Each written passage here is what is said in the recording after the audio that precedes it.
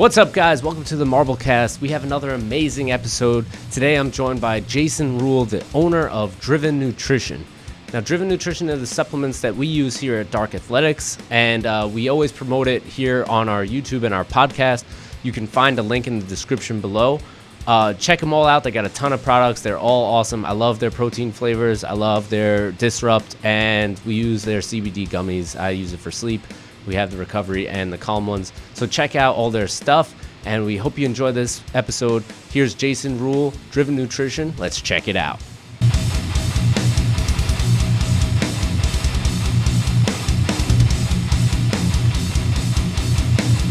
What's up, Jason? How the hell are you, man? Thanks for coming on here.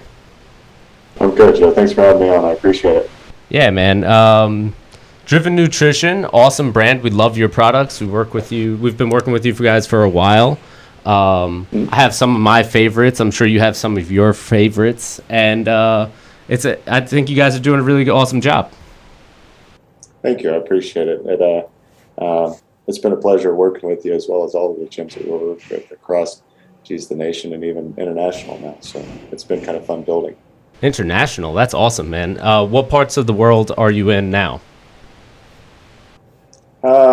Puerto Rico. We have a lot of distribution up in Canada. We've had a lot of reach out, especially to Europe as well as to England.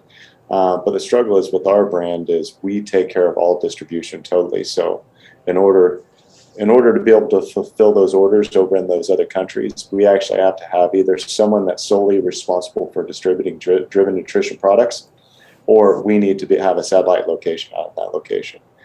Because as soon as we give it to mass distribution, then we lose control over who can have access to our products and sell them. Yeah, that's a big infrastructure you have to put together. It is. Yeah, and how do you keep track of all that? I don't know. That's kind of the crux of being an entrepreneur for 2.5 decades. Is a lot of it, unfortunately, resides in my head. And that's kind of been what my mission has been over the last 5 years, is how do I take out what I know and then give it to the right team and have them grow that part of it. Yeah. So when you're creating a new revenue or a new piece of the business, like, what's that process like? Because you have to figure it out for yourself before you can give it to somebody else to sort of maintain, right? And that's a good question. I used to think so. And that's the crux of an entrepreneur. We think of an idea and we're like, okay, let's go figure out how to do that. But what I've been trying to develop as a skill set is trying to figure out who can do something as opposed to how can I do it.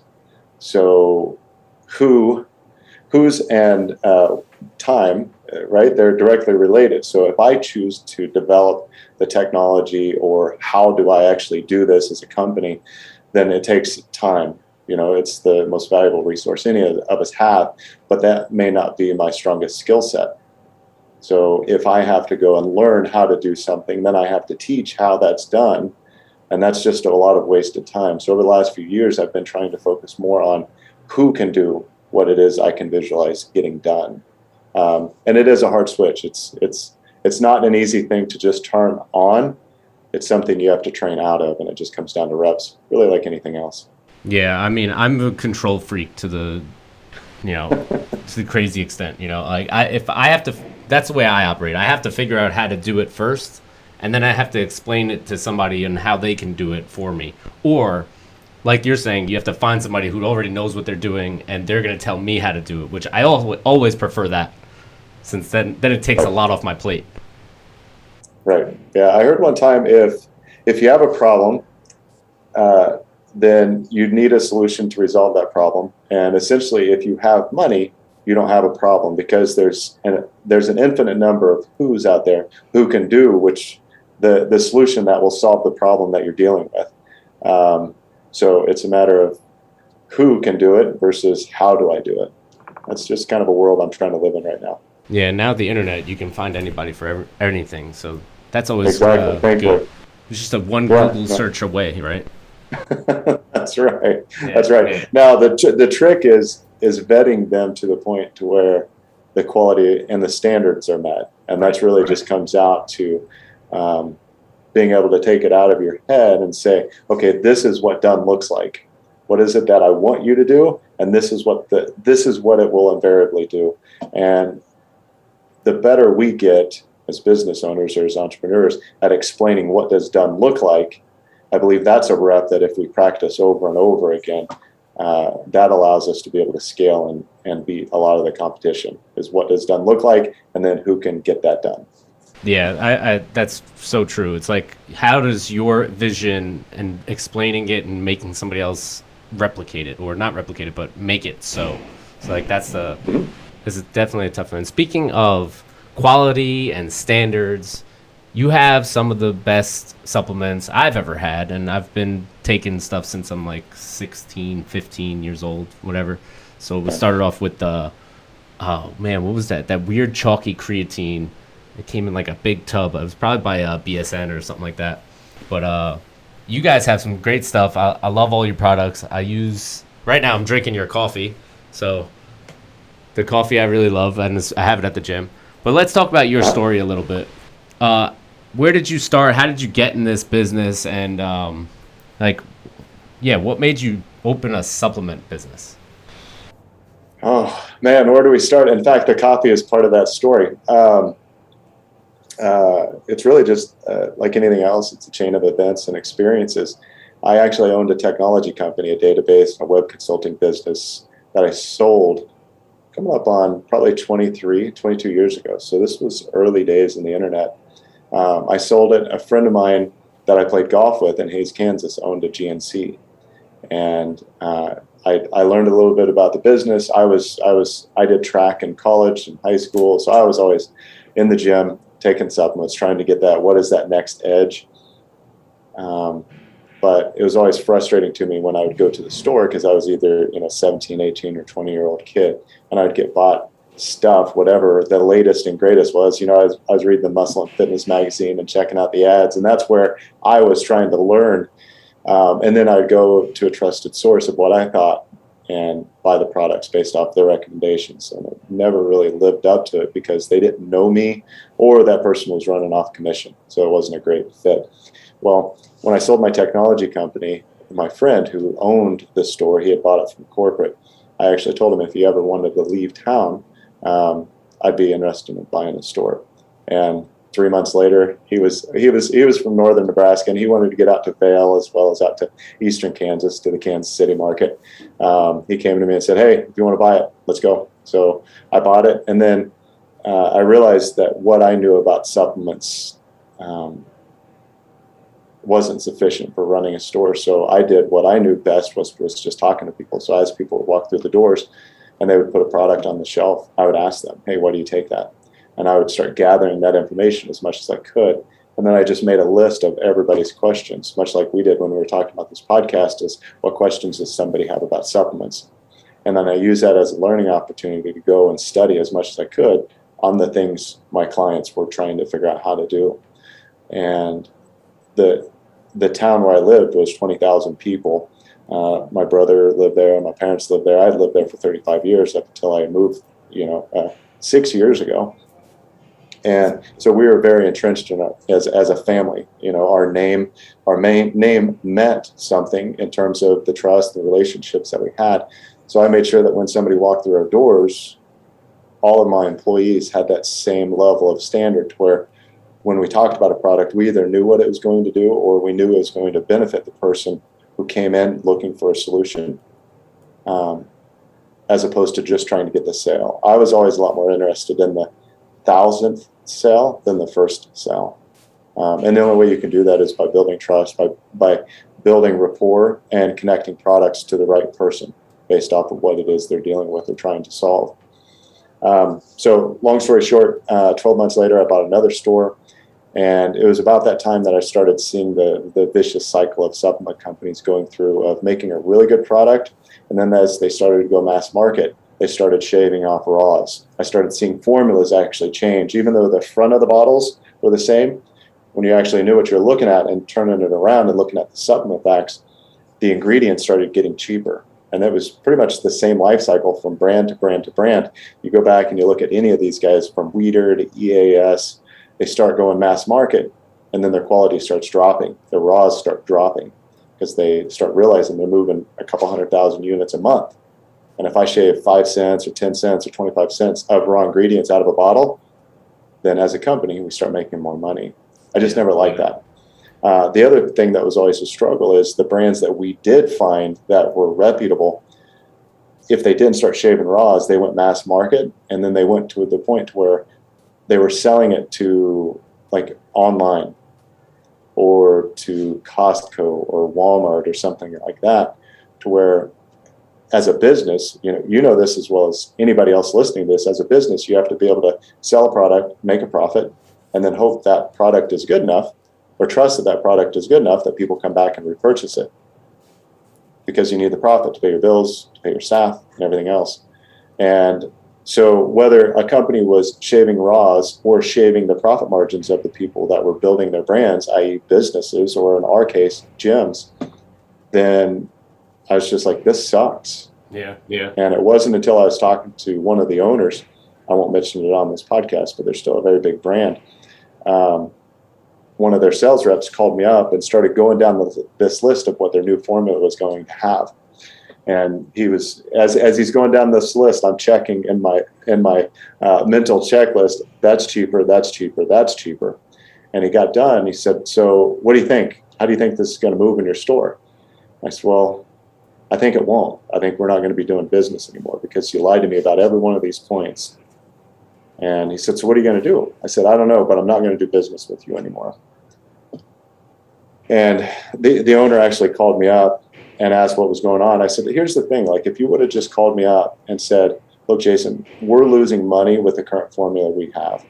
So we have to change the formula. Here's how to position it. Here's how to explain it. These are the things that will make a difference when your customers are taking it. So you need to explain that to your customers when they're buying it. But your rep didn't. He called me up. He was full of shit, and he lied to me point blank. And I'm just not going to deal with that in my business. And he said, so what do you think you're going to do? And it was at that moment that I realized, like, as I'm making that mental checklist of all these things, like, I know what it is I'm talking about. I can identify good raw ingredients. I know what should go in a formula. At that point, it was just a matter of finding a good manufacturer that manufactured in FDA inspected facilities, CGMP, good manufacturing, and take the formula and then go, because I had the stores to do it. And that's what I did. And the first brand I started was 18 years ago now. And then Driven is 8 years, and I'll fast forward a little bit because I've been in the business for a long time. And 6 years ago, shortly after I moved here, I had actually owned a couple other coffee shops also. And so that's the story of where the coffee comes from. And I continue to have the relationship with the small micro roaster that made our coffee from scratch. So I continued buying it, and I brought it in for the warehouse and all of the team here. Somebody was like, this is some of the best coffee I've ever had. I was like, thanks. And they said, where's this come from? And I explained to them that, our coffee shops used to always win best coffee in town. And so I just kept the relationship with the manufacturer. And so I just would continue to get it. And he goes, hey, you know who likes coffee? I said, what's that? He goes, CrossFitters, dipshit. Yeah, for sure. Everybody here loves coffee. Yeah, exactly. So it was at that point that we realized, like, oh, hey, let's go to the roaster and say, hey, if we bring this into our gyms, can you accommodate that? So, and that's where the RX coffee came from. Yeah, man, it's damn good. I like dark coffee, and I drink it black. So I try to tell everybody to drink it black. It tastes better. If you get good coffee, it tastes better. Yeah, you actually taste what it tastes like, right, when it's black? Yeah. So this guy called you up. He said, listen, this is what we're doing with our ingredients. What can you do for me? And do you think you can move it? And you basically told him, yeah, I'm just going to do it myself, and you can fuck off. Yeah, pretty much. That's awesome. What was his reaction when you said that? Actually, I still remember this. He said, so you think you're going to compete against us? I said, yep. He just said, good luck. I said, thanks, and click. Yeah. I mean, at that point, like, it's on you to put up or shut up. So that's that's right. That's an incredible undertaking. It has been. Yeah. I had no idea what I was getting myself into. But it just came down to, I was tired of not controlling and maintaining a good ingredient list in the products that we sold to our customers, and doing it in a way that actually allowed our business to make a profit. Now, when you what was the name of the brand that you started initially? Titan Nutrition. Titan Nutrition. And when you started that and you just had it in your stores, did other stores contact you, or did you contact other stores to start selling it in retail at other places, or was it just your brand, your store? Yeah, Titan was an accidental success. I just wanted it for our stores. And the brand got out there. People started asking about it, because you forget how transient people are. They're either traveling through or they move, and then they're taking this product, and the only way they can get it is by calling one of my stores. And then they go into local stores and start asking, hey, can you carry this? And then lo and behold, we start having stores actually reaching out, hey, we'd like to be able to carry this product. So then we have to figure out distribution. We have to figure out all of that. How do we even bill? Going from a handwritten invoice to QuickBooks, to sending out invoices to where actually it can be paid online, to figuring out how do we print the actual packing slip in the warehouse to where it's distributed, as opposed to just, it was just going to 2 locations initially. Now, that's been 18 years ago, but all of that stuff you don't think about when you start, right? Yeah, no, you're just like, I'm going to get some ingredients, put them together, and I'll sell them, and that'll be awesome. It'll be fine. Right. Yeah. The biggest key is getting raw ingredients, getting good, clean, quality raw ingredients, and then making sure that it's manufactured in a way that adheres to labeling standards. I thought that was the biggest part of business. When you're looking for raw ingredients, like, what is something that you're looking for, and what is something that, like, you want to stay away from? Good question. First thing I look for is science. Is it actually viable, or is it just marketing? And there's a lot of products out there that, and fitness magazines are driven by this. You take a new and improved raw ingredient, creatine, for example. There's 100 different versions of creatine. The truth is, the most widely studied supplement on the planet is creatine. And guess what? That's been around for 170 years. Yeah. So, and they've got all these different versions of it. They keep coming out. Well, the science is behind is behind creatine monohydrate. The only thing that really is advanced with the science behind creatine is creating a micronized version of that actual raw ingredient, to where it's not sand-like, to where it's very powdery. So first off, I look for science. Is it legit? And really that comes down to, and that's the reason you look at a lot of our formulas, and they use raw ingredients that are in efficacious doses, meaning that when you go to the science and actually view the studies, what was the amount that the studies were done that showed a difference in the athletic performance? So those are the 2 main things that we look at. And anybody can basically get raw ingredients and put together a supplement business, because it's not monitored by the FDA, right? Right. So with that being said, how does that affect the competition in the industry, and like the evolution of different products that just come on the market? Like, how do you stay ahead of that?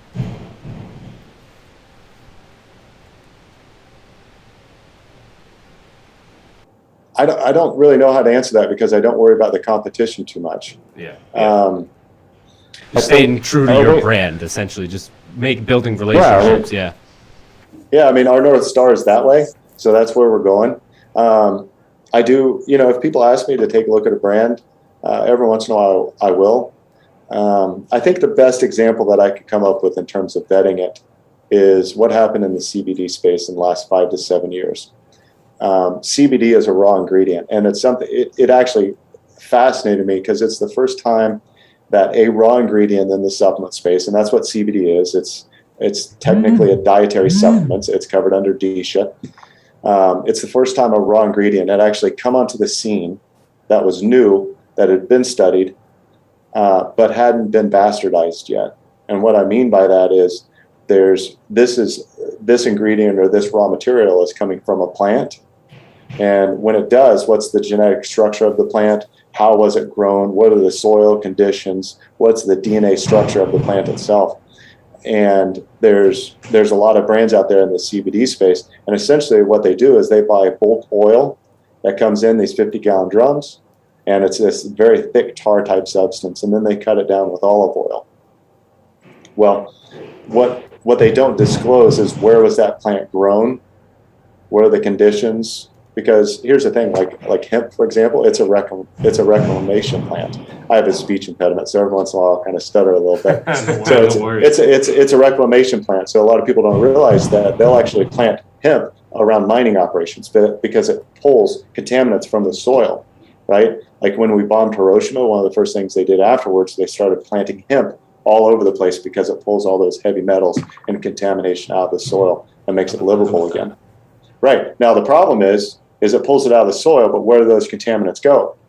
And they don't just plant.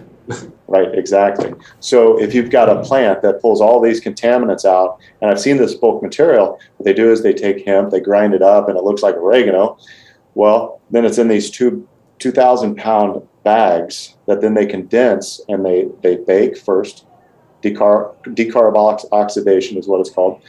They bake it and then they condense it down into this tar type substance. So you take 2,000 pounds that's on this pallet and then reduce it down to a gallon jar basically of this tar type substance. You can imagine the level of contaminants that if that plant wasn't grown in optimal conditions, that can actually contain a lot of really bad stuff. So my point behind that is there's so many things that can take place inside of it. We're not the only ones that make good products. You know, Charlotte's Web hemp oil, which is eventually what I ended up discovering in the CBD space. That's the reason we use them and distribute their products instead of making our own, is because I can't make a better product than theirs. Yeah, so you work with Charlotte's Web, and they have their own like little hydroponics or whatever they do with the plant, and then they extract all the oils, and it's all under their watchful eye. Right, exactly. So they actually hand plant from clones. So like I said, it's not only growing conditions, it's also the structure of the plant. So if you're taking a product like CBD, your body's going to treat it almost like a medicine. Well, if that medicine changes from the DNA structure or the DNA structure of the plant that raw ingredient came from, your body's going to react differently every single time. Well, Charlotte's Web, they actually hand plant from clones every single plant in farms that they own or they control, organic policies followed. And then they own the harvesting, they own the manufacturing, and the distribution and bottling of it. Yeah, that's awesome, man. And you have, we use the gummies, or we have the gummies here. I've tried the spray too. The spray was cool. So you have 3 different versions of the gummies: the sleep, the recovery, and the calm.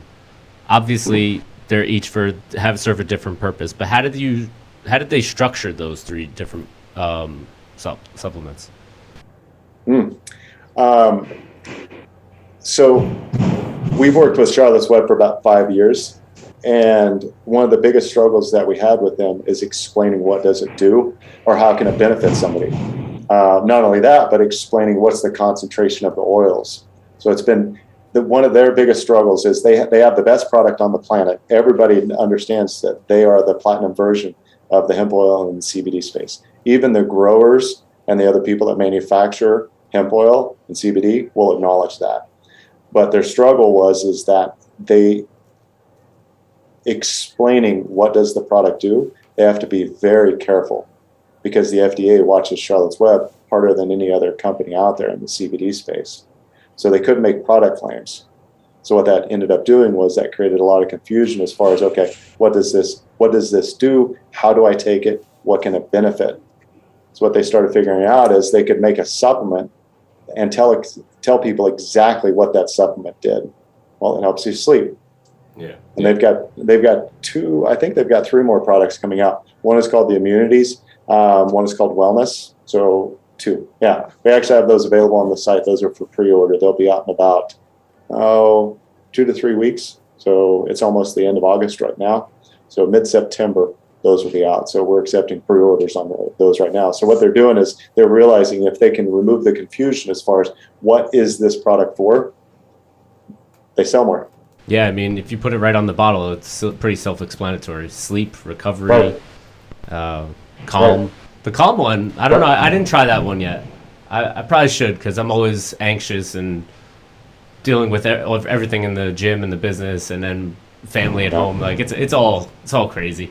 Maybe I'll get my wife to try it, see if it works for her. I had her parents using the sleep stuff because they were having issues sleeping, and it was working for her dad for a little while. But can you explain the difference between CBD and THC? Sure. Oh, so I'll give you a little bit of background. So the hemp plant to date that they've discovered has 113 known cannabinoids. About 20 years ago, they only thought there were about 68. So cannabinoids are a compound that come from plants. It's also in every vertebrate on the planet. Okay, every vertebrate has an endocannabinoid system. It's called the I can't even think, ECS, endocannabinoid system. So we have a CB1 and a CB2 receptor. And what they have found is that cannabinoids go into those receptors the way that a key goes into a lock and turns the tumbler. Like it fits perfectly and then it changes. Well, THC is a cannabinoid. CBD is a cannabinoid. And there's, like I said, there's 111 other known cannabinoids out there. CBN, CBA, CBG, that type of thing, which they're doing a lot of studies on right now that marijuana is no longer a Schedule I drug. Well, THC is the only known cannabinoid that actually gets you high. There's no other cannabinoids out of the other 112. None of them have any mind-altering effects whatsoever. Yeah. So that's the difference. THC is the only one that actually that gets you high. CBD, right. CBN, CBA, they affect the body in different ways, but they don't affect any type of high whatsoever. Yeah, so I was trying to explain that to them because they were telling me, this is drugs. I'm like, it's not that. It's not the same thing. Trust me. Yeah. But yeah. Yeah. That's something that's one of the reasons that I was excited to get into the hemp oil and CBD space. Like my background, like I never did drugs in high school. My dad's a retired highway patrolman. I've got a brother that's a trooper. Two of his boys are troopers. Like that's just the background I come from. It's just not anything we ever did. Well, for personal reasons, and I won't get into this on a call, but a long time ago, I actually looked into CBD for anti-inflammatory benefits. They found in my spine what's called a schwannoma. It's a mass. And the doctor eloquently called it, it's about the size of a raisin inside the sheath of your spine.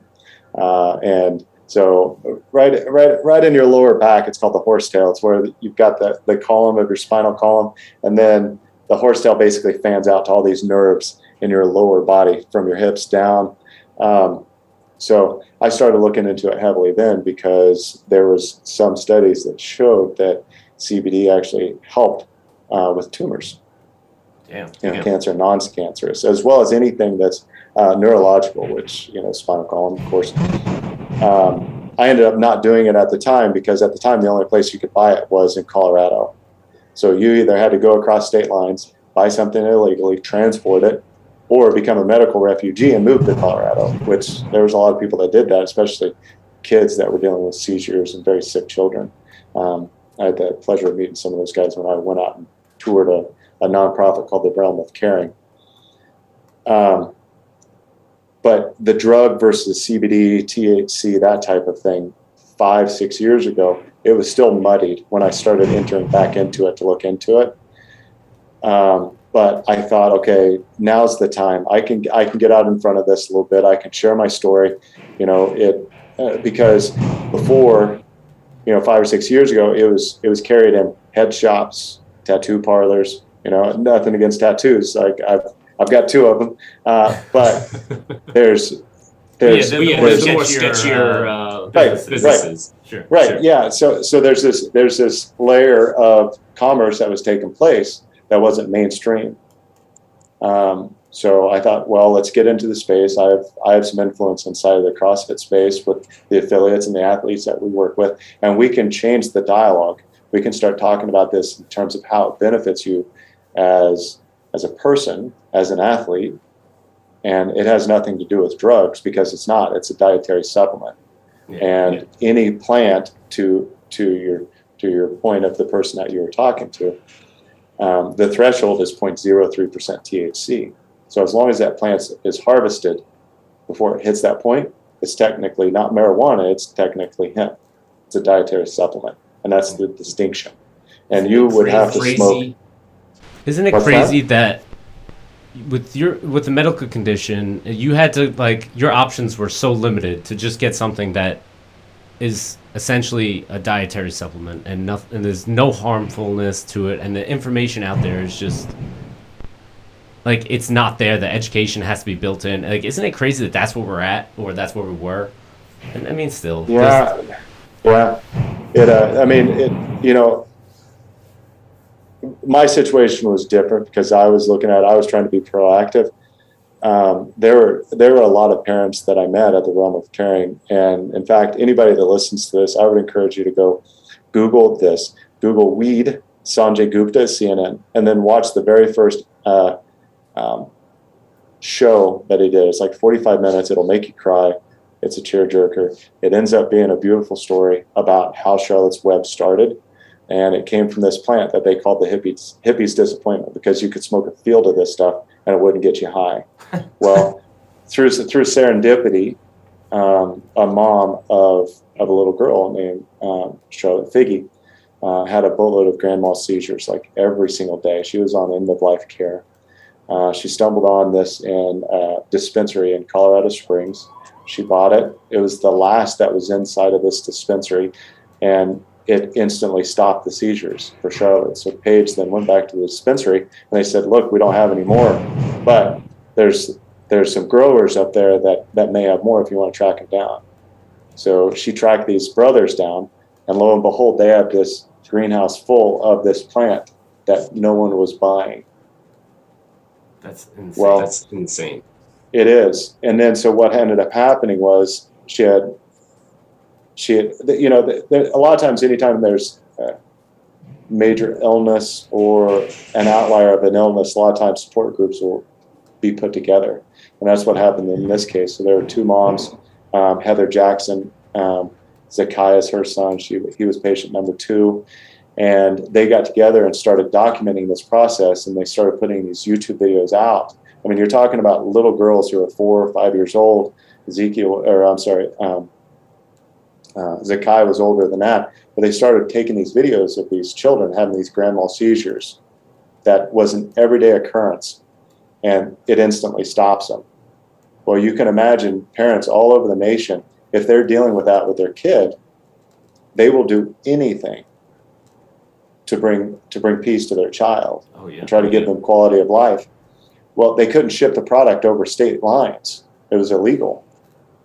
So what ended up happening was a lot of parents ended up, there was one gentleman, I can't remember his name or his daughter's name, but him and his wife lived in Chicago. They lived separately for 2 years because he took their daughter, moved to Colorado to where she could get this extract, and the wife stayed in Chicago for 2 years because she had a job and could support them both.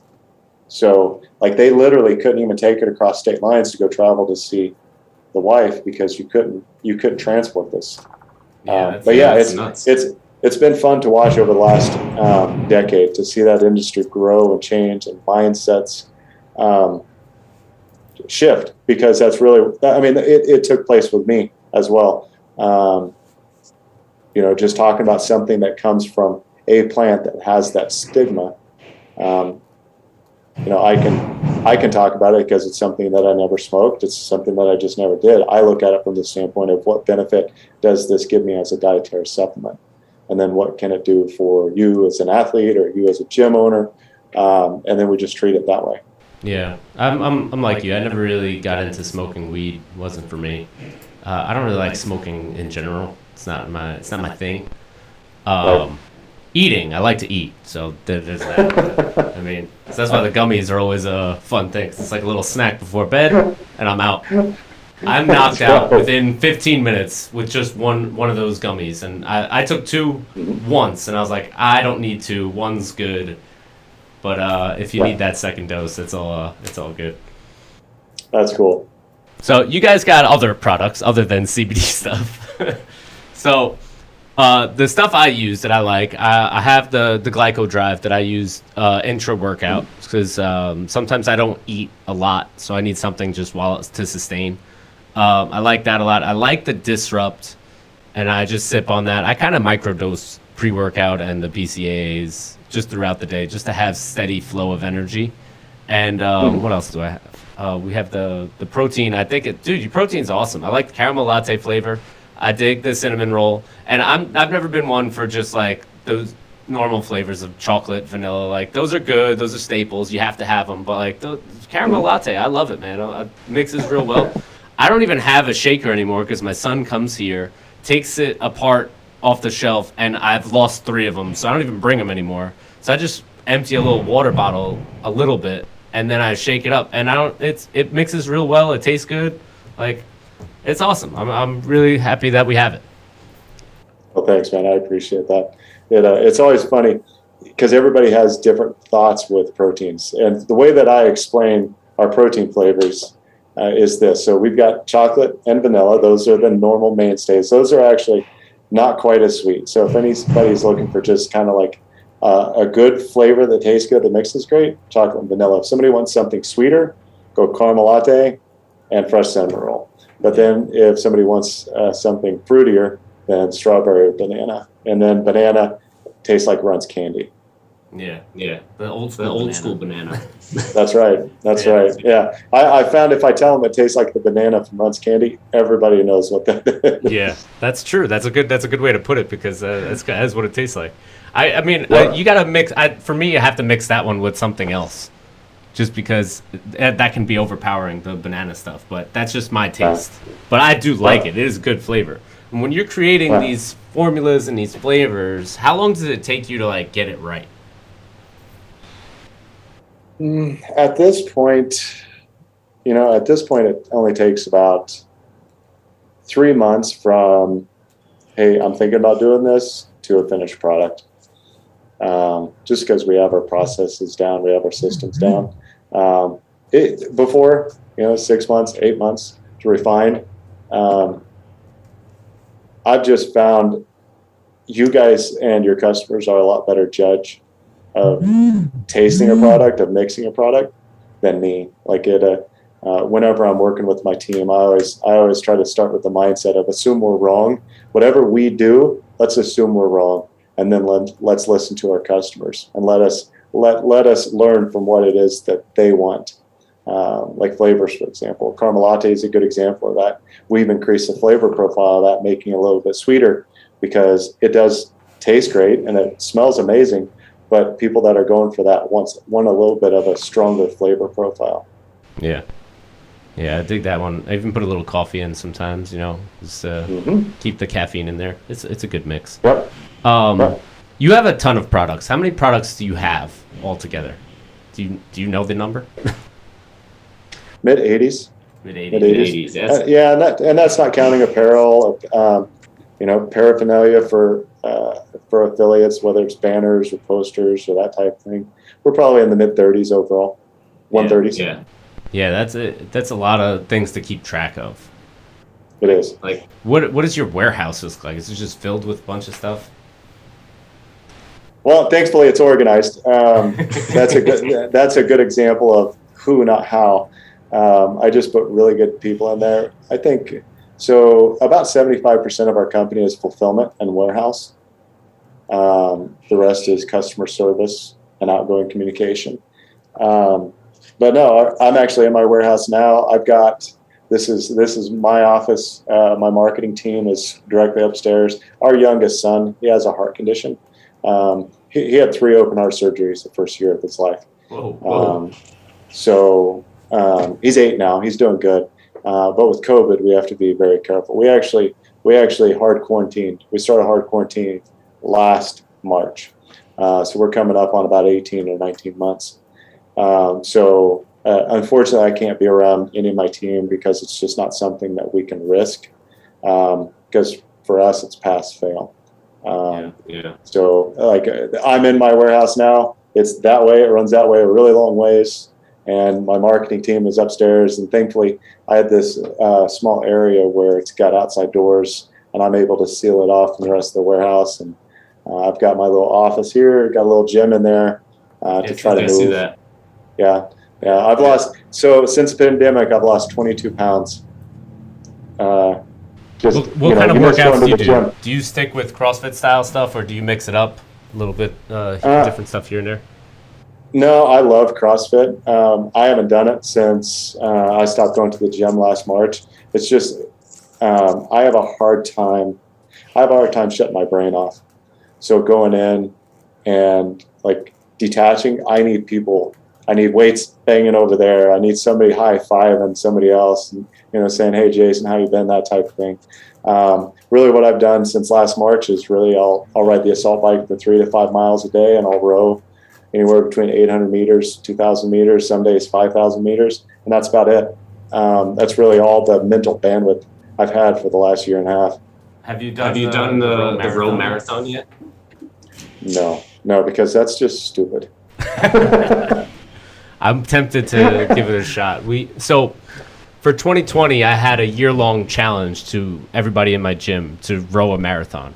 So I had it staged in quarters. Like we were going to hit 5K, 10K, 20, 30. And then by November, December, I was like, rent out a rower for 3 hours, bring headphones, and we're just going to do it. Unfortunately, that plan got nixed because of COVID, and only one person completed it. And he was not the person I thought was going to complete it. So shout out to Troutman, who finished it in under 4-hour time cap. Solid. Oh, wow. No, that's impressive. No, I was a sprinter in college, so I still argue anything over 200 meters. Like my son's a decathlete now in college, and they claim that the 400 is a sprint. I'm like, no. Anything over 200 meters is a sprint. So 2,000 meters for me on a rower is more than enough. Anything past that, I think, is stupid. Yeah, it's definitely more mentally tough than physically. Like you just have to grind for hours. So I haven't quite done. It's just boring. It's boring. Right. That's why I was like, I would just bring headphones and watch YouTube videos the entire time just to pass. But you could steady state that, and it wouldn't be horrible because if you just keep a 2:30 pace the entire way, you finish it in like 3.5 hours. I'll tell you what, I'll give that a try. Yeah. I'm thinking find a 3.5 hour Marvel movie, turn it on, and give it a try. I'll try it. Yeah. It's definitely something that it can be done regardless of fitness level if you just sit on the rower for a while at a steady pace. Right. But it is super boring. Your butt will go numb. So let me ask you this. You have the gym in the office. You're staying super quarantined, which is cool. But when you have to work out, is it more difficult or more convenient to have the gym right there? Because at any moment, work will take priority over workout. Oh, man, you know the answer to this. Yeah. No, I will always come up with excuses. Going to the gym for me is therapy. Being able to see people, being able to see the coaches, you can't replace that. And being out of work for 18 months, I can tell you it's incredibly important, not only from a psychological perspective, but from a physical perspective, because my ability to push myself individually, I'll be 48 this year, and the ability to push myself is, I would call it maybe 20%, as opposed to you put me in the crowd. And I don't know if it's the past competitiveness that I grew up with, high school, college, or if everybody experiences that. My guess is it's the latter, to where having a community to where you're going in, you're seeing people that care about you, that high five, that are glad to see you. That's irreplaceable. Yeah. It's definitely. And it makes a difference on the outcome of my physical fitness. Personally, I know that for sure. I mean, you still look great, man. Especially for 48, you look awesome. So I hope I look that good when I'm 48. Genetic lottery, we'll call it that. Yep.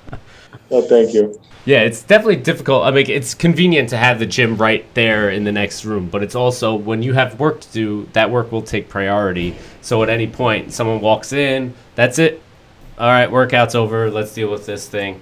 And when you go somewhere, you can put the phone down for an hour. You get your workout in, you come back. Like it's meant for that. Like that's why the gym is important, because it's a place where everybody can go, turn off for a little while, and then get back to life. So that's like where the pandemic hit. Everybody's working out at home. Everybody's working from home. it's not ideal, and it wasn't for me. I'm sure it wasn't for you, and still it's not ideal, but you have to make it work and do what you can. So I mean, Right.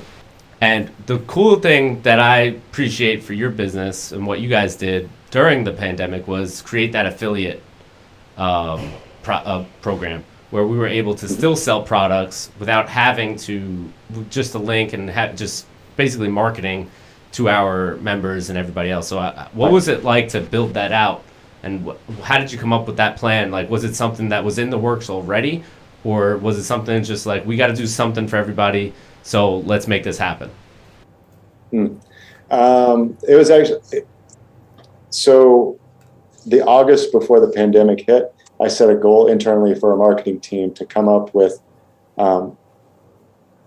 900 posts for social media, because it's easier to get things done in a sprint. Okay, hey, you've got 60 days, give us 900 posts on social media. Well, so we did that, and then we got to where our content was on cruise control, like whether it's Facebook, Instagram, Twitter, that type of thing. It's really, we put content out there daily. People share it, people use it, people consume it and interact with it. It's the interaction that we really want to spend the time on, not the time to develop the content. Well, in February, when I stopped going to the gym, I started wondering, what if gyms go to zero? Which was really, I mean, everybody here at the company and the other consultants that I'm friends with thought that was crazy. But what if gyms go to zero? Because if I'm worried about catching him and potentially giving it to our son, there's going to be a few people other than that. And I had no idea that it was going to explode into the pandemic. Well, it was about that time when I started asking myself that question. I started noticing our gym orders started going down, and at the same time, our customer orders started going up. And I quickly realized that that was due to people not going into gyms out of concern of being exposed to it. Yeah. And our North Star is this. Does this help? Is when we come up with an idea, is this something that can help our affiliates? And is it something we have the capacity to do? And it does us no good if the gyms we work with go out of business. So, whether you have 20 members or 300 members, if all of the orders that your clients have been buying from you, you rely on it as a revenue source. If all of that comes to us, you lose that revenue source. And if you lose enough of that, then eventually you go out of business. And that goes the same for every gym out there. It's a metric that doesn't change. So we felt, okay, we've got all this content that we created for us. How can we at scale deploy that for gyms that are either limited in terms of their interaction with their clients or are completely closed? And it was March 16th when we launched Gym Drive. And it was almost that same week when gyms started shutting down.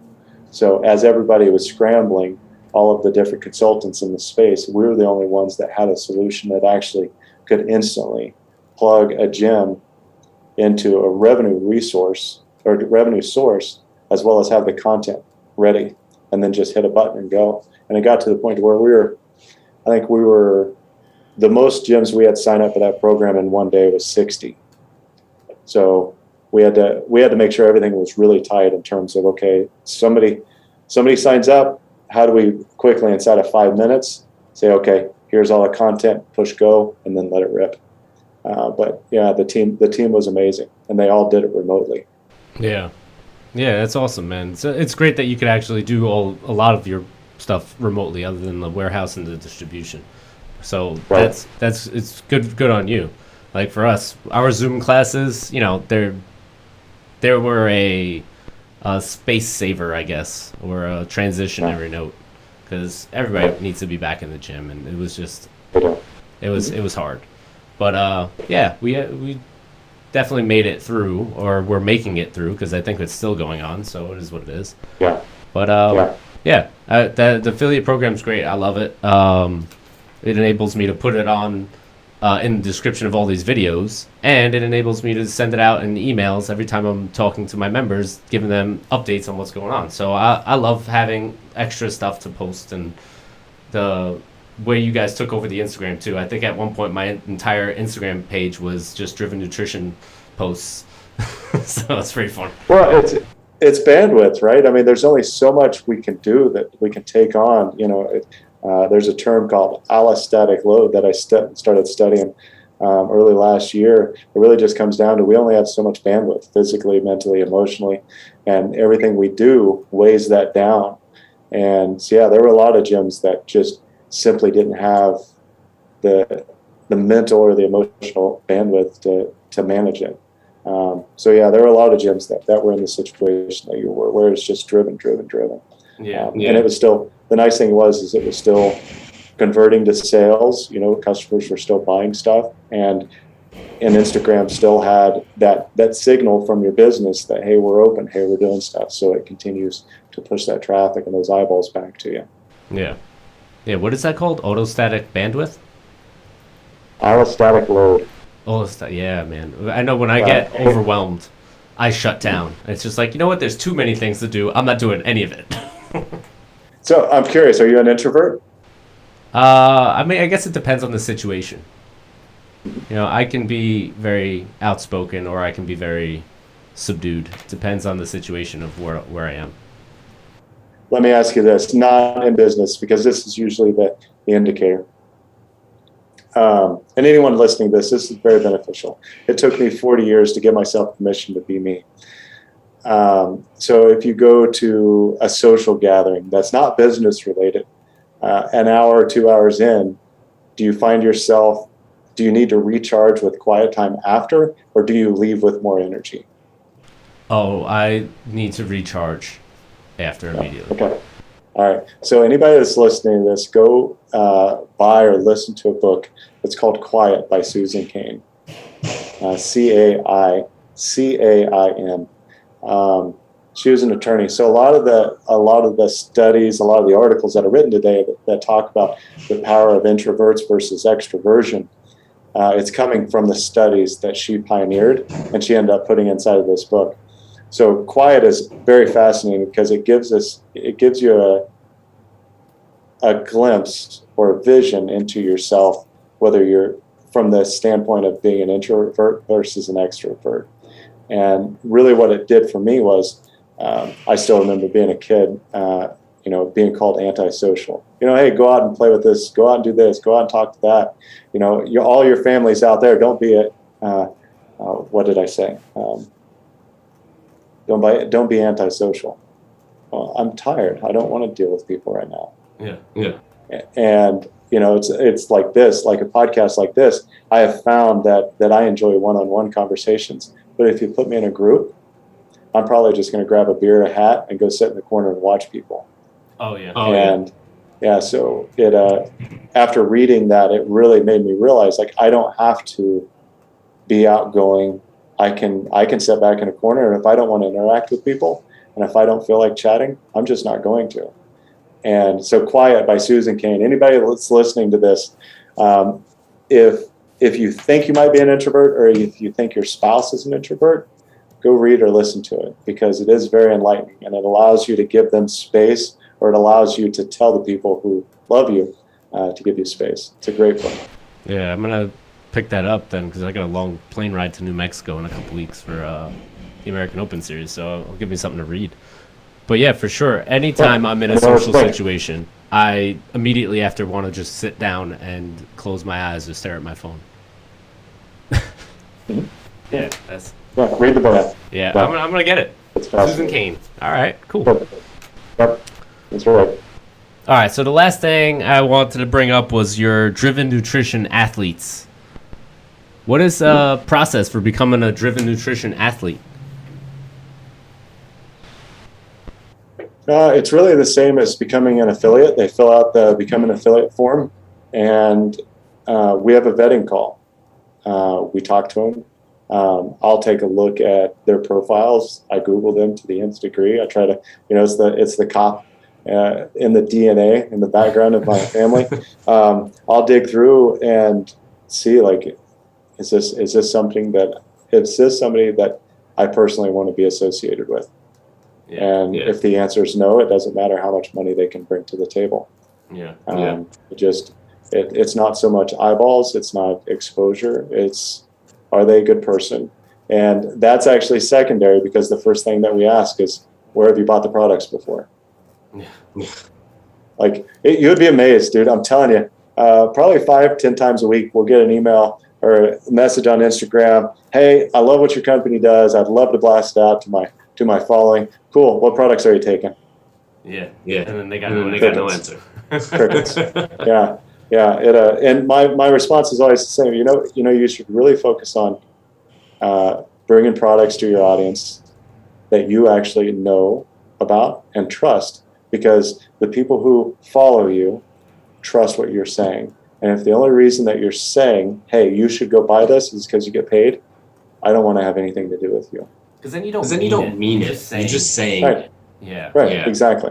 Yeah. It's kind of like having a really popular friend that will only spend time with you when they get something from it. No, I just don't need that in my life. We've got customers, we've got gyms. Like, I want people who are raving fans of our company, of our brand, of our products, because I believe that's how we stand out. Yeah. That's it's good, man, and I appreciate your time here.